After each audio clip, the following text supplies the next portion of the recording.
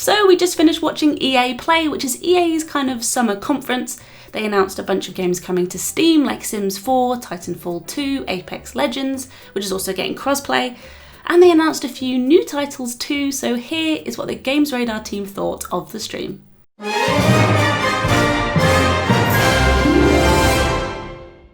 So I had a few highlights from EA Play. Obviously Star Wars Squadrons looks amazing, but I'd be lying if I said I wasn't excited for next-gen FIFA.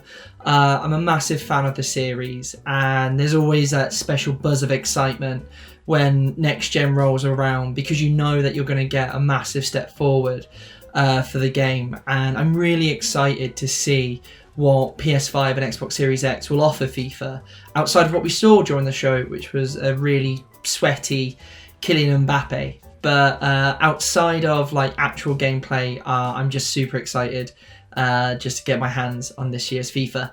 I don't think anyone saw Star Wars Squadrons and was like, yeah, it's all right. Like, it looks amazing. Everyone seems really excited about it. The thing that's really sold it for me is the VR side of it, because EA made an X-Wing VR game a couple of years ago now, I think, and it was amazing purely because you were in the X-Wing's cockpit. You could sort of see all the buttons, look around the window, kind of go, oh, fucking hell, it's R2-D2.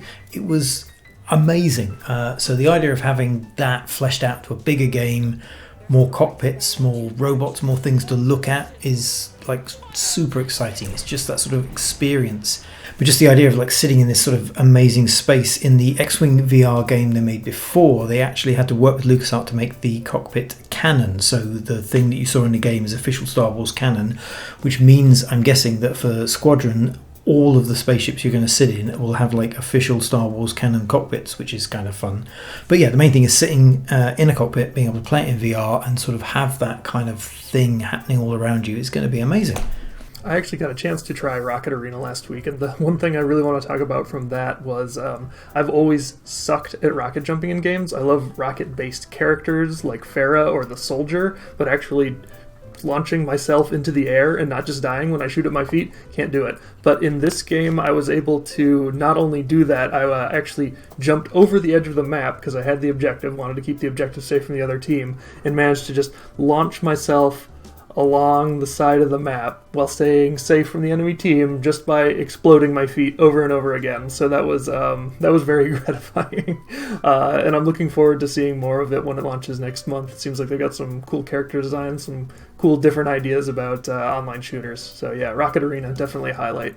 I kind of like the look of the game It Takes Two, which is this new co-op platformer by the studio that's run by Joseph Fares, who is seemingly the most charismatic man in all of the games industry. He got his own little montage about how wonderful he was during the stream. But it's a co-op platformer. His studio also made A Way Out, which I thought was an amazing game. So I'm really excited to see what they do with this next one. And in his words, it's gonna blow your f***ing mind away. So, go ahead, Joseph.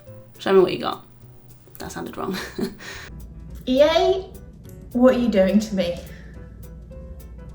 I've waited so long for some Dragon Age 4, and I appreciate the attempt, don't get me wrong. It was very pretty concept art, but 3 screenshots in a whole show? I mean, on the plus side, I guess it's what kidnappers would call proof of life. We know that BioWare is still working on something that looks a lot like Dragon Age, or that red gemstone stuff, probably lyrium. But I can't say I came away feeling more excited. Just came away kind of still hungry. So do me a favour, EA. Give me something else, please. Anything. It was pretty much inevitable that EA would have one more thing up its sleeves, but I don't think anyone expected it to be Skate 4. I would have put my money on something like a new Dead Space, or even the Mass Effect trilogy remastered, but 10 years of anticipation later, we finally have a new Skate game. Whether it's called Skate 4 or just Skate is a little bit up in the air at the moment, but at least fans know that a new Skate game is coming, and it looks awesome.